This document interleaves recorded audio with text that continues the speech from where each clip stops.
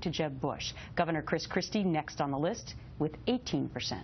Richard Fowler is a Democratic strategist, radio talk show host.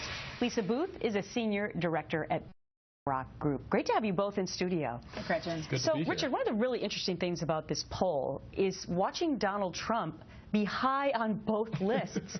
You know, I'm not surprised that he's number 2. You can argue name recognition or people liking him, whatever the case may be.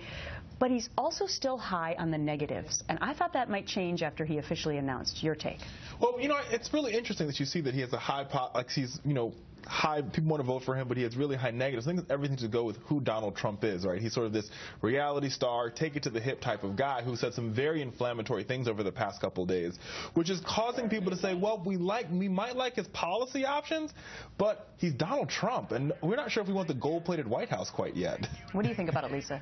Well, I think what we're saying is that, you know, because Donald Trump is so well known that he's polling high in some of these polls that we've seen. I mean, between Celebrity Apprentice and The Apprentice, there's a lot of people who know who he is. But I think what we're seeing right now, it's kind of two separate camps diverging from the Republican pack. And we've got the folks that are very concentrated on New Hampshire, like Jeb Bush, Chris Christie, and even a John Kasich if he ends up running in that camp. And then we also have the folks that are focused on Iowa, you know, who are hedging their bets on Iowa, like Scott Walker, Ben Carson, and Ted Cruz. And we see Scott Walker leading that pack right now, mainly because of his Midwestern roots. And I think he really has some natural inroads there. Okay, so neither of you were surprised that Jeb Bush also had a high negative in Iowa, because that really is not going to be his place to make his mark, right?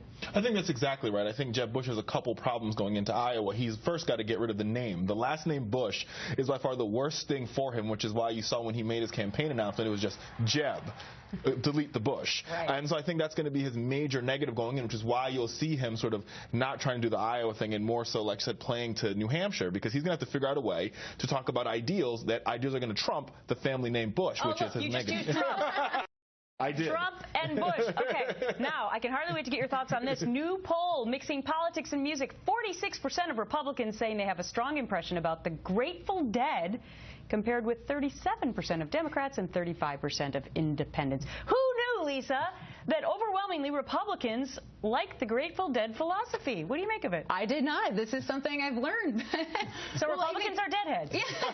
Well, I think there's going to be some Republican candidates who are investing in tie-dyed shirts right now. But look, at some point, hippies grow up, they have families, and they realize taxes are just too high, and they don't want the government involved in their everyday lives.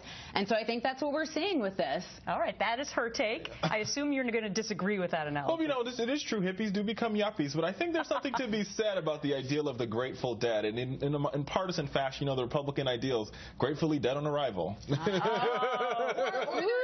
anti-establishment, anti-government. They don't want the government involved in their daily lives. Very interesting. I knew you wouldn't agree on that. Richard and Lisa, thank you. Thank you, Gretchen. All right, so this is what we're